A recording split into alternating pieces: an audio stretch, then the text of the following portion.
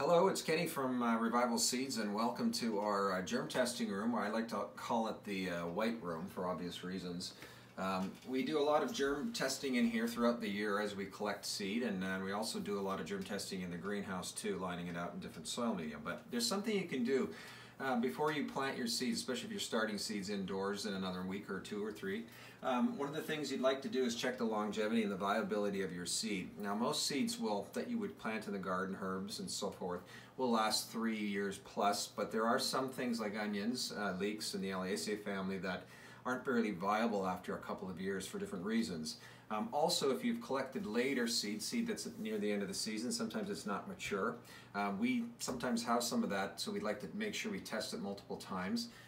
So I've got a few things here we're testing. These are some purple bumblebee cherry tomatoes that were near the end of the season, and we'd like to check their viability. So all you have to do really to do this, we've found these quite useful, just popsicle containers, and they're plastic and they seal well, and they're square, so you can actually tag them and code them very well. So I'm just going to show you how we do this. We would take a piece of paper towel like so, just spray it.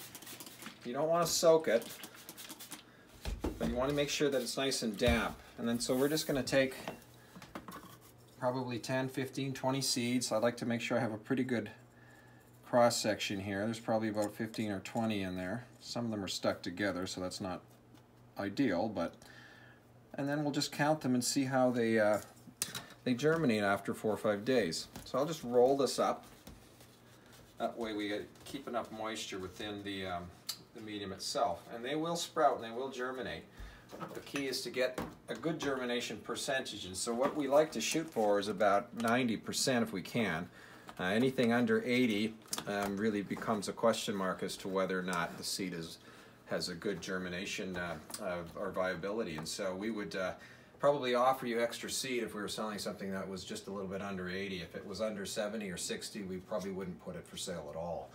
We might do another line on it and see. Sometimes it can just be the test that you did that's not quite viable or whatever, but this is a good way to do it. And then we would simply take a sticker like so, or you can write on it however you want, and this says Purple Bumblebee, and it has our code number from the lot, the jar, and the date that we put it in there. And then you'll put this up somewhere where there's a nice, out of the light preferably, and where you get a bit of heat. So we like to put them on top of a fridge is a great idea. We have some heaters in the seed room here where we put these on shelves, and in 5 or 6 days or sooner, you could check them and see what you've got for germination. We're going to do this with other varieties today as well. We've got some buckwheat here that we're going to test. We also have sweet corn. Sweet corn is one of those varieties that you would want to test every couple of years. So as you're getting your seeds out of your bins and your glass jars and your plastic jars, hopefully you'll use glass. You'll get a little bit more longevity out of using a glass snap jar like this. They're relatively inexpensive, and they'll keep your seed safe from moisture. You can also use a food grade desiccant like this if you'd like, and then you'll keep that moisture content under 5% all the time. So that's just a quick way to germ test. And again, make sure you write everything down, the date on it, check it after 4 or 5 days, and you should be good to go.